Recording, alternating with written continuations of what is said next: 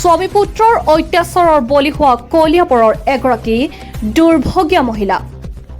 কলিয়াবৰ ১ নং বৰঘুলিৰ জহুৰা খাতুন নামৰ এগৰাকী মহিলাই স্বামী আৰু পুত্ৰৰ বিৰুদ্ধে আনিছে শাৰীৰিক আৰু মানসিক অত্যাচাৰৰ অভিযোগ। ঘটনাৰ বিৱৰণী মতে বিবাহিত মহিলাগৰাকীৰ প্ৰথম স্বামীৰ মৃত্যুৰ পিছত ছাইদুল ইছলামৰ সৈতে দ্বিতীয় বিবাহপাশত আবদ্ধ হৈছিল ৩ সন্তানৰ মাতৃ জহুৰা খাতুন নামৰ মহিলাগৰাকী।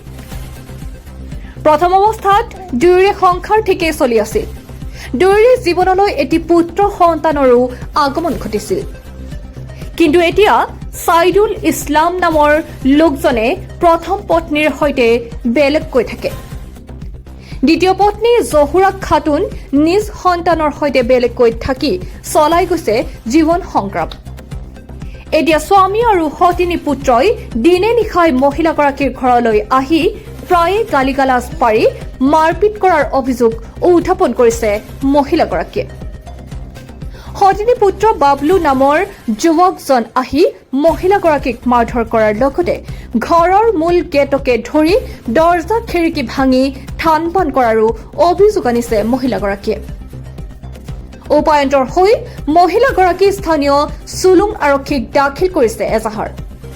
ইফালে মহিলাগৰাকীৰ নামত থকা এখন মঙহৰ দোকান সতিনীৰ সন্তান বাবলু নামৰ যুৱকজনে চলাই আছে যদিও এটকাও মহিলাজনীক চলিবলৈ নিদিয়াৰো অভিযোগ উত্থাপন কৰিছে মহিলাগৰাকীয়ে। ইফালে মঙহৰ দোকানখন বন্ধ কৰি দি ন্যায় বিচাৰি মুখ্যমন্ত্ৰী হিমন্ত বিশ্ব শৰ্মাক অনুৰোধ জনাইছে দুৰ্ভগীয়া মহিলাগৰাকীয়ে। মামাক আগত এটা বিয়া হৈছিলে, মই আগৰ হাজবেণ্ড ঢুকালে, পিছত মই দ্বিতীয় সংসাৰ কৰিলোঁ। সেইটোলৈ মোৰ সুখ নাই। মই নিজে কাম কৰি নিজে খাওঁ। মই টেইলাৰে কাম কৰোঁ। মই নিজে চবকেইটা মই কৰি লৈছোঁ। মাটি ঘৰ বাৰী মই নিজে কৰি লৈছোঁ। মাটি কিনি ঘৰ চৰ বনাই লৈছোঁ। ইয়াতে আহে, সি আহে, পইচা দিলে ভাল, পইচা দিলে সি ভালে থাকে মোৰ লগত। পইচা নিদিলে মাৰপিট কৰে। ডেইলি ড্ৰিংক কৰি আহে, মদ খাই আহে। সি ল'ৰা আহে, তাৰ ল'ৰা ভাং খা, মদ খা, ডাচ খা, চব কিছু কৰে, জুৱা খেলি কেনে ইয়াত আহে। পইচা দিলে ভাল, পইচা নিদিলে মোৰ মাক মাৰপিট কৰে। মোকো মাৰে। মোৰ ছোৱালী আছে, ল'ৰা আছে, তাকো মাৰে। মোৰ ছোৱালী 20 বছৰ হ'ল, ল'ৰা এটা আৰু এটা ছোৱালী মোৰ 16 বছৰ আৰু এটা ল'ৰা 12 বছৰ। আৰু তাৰ ফালৰ পৰা এটা ল'ৰা আছে, 6 বছৰ হৈছে।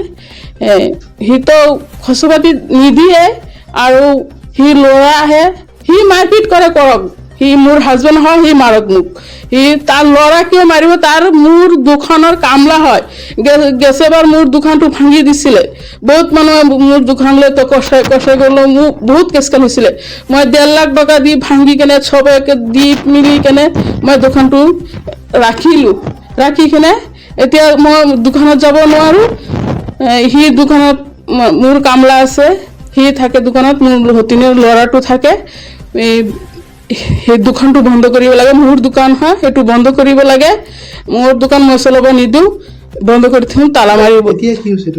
এতিয়া হ'ল মানে যোৱা 28 তাৰিখত মোৰ ঘৰ ভাঙিলে, গেট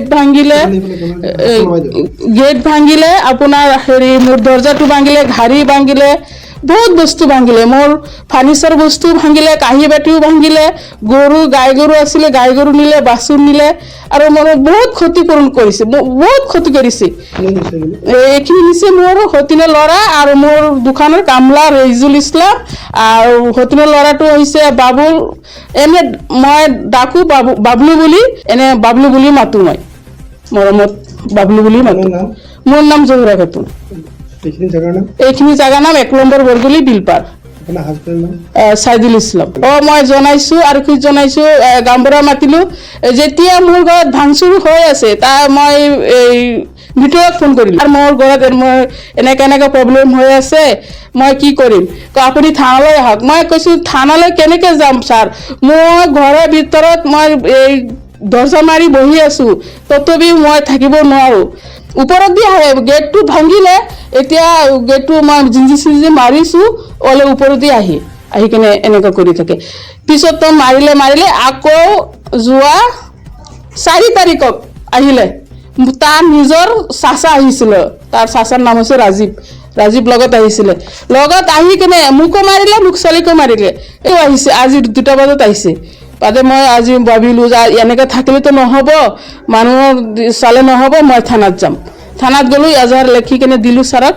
ছাৰক দিলে, ছাৰক ক'লোঁ ছাৰ এনেকৈ এনেকৈ কথা, কম বেছিতো আপুনি শুনিছেই, আপোনাক সেইদিন ফোন কৰিছিলোঁ, সেইটো কেছ।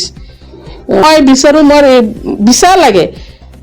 মই থানাত গ'লে বিচাৰ নাই, পোৱা নাই। ৰাইজেও মোৰ বিচাৰ কৰি দিয়া নাই, ধমৰাও মোৰ বিচাৰ কৰি দিয়া নাই, মোৰ লাডেৰ গাঁৱৰাও ক'লোঁ সেইটোও বিচাৰ কৰি দিয়া নাই, থানাত গ'লোঁ সেইটোও বিচাৰ পোৱা নাই। এতিয়া মোক আপোনালোক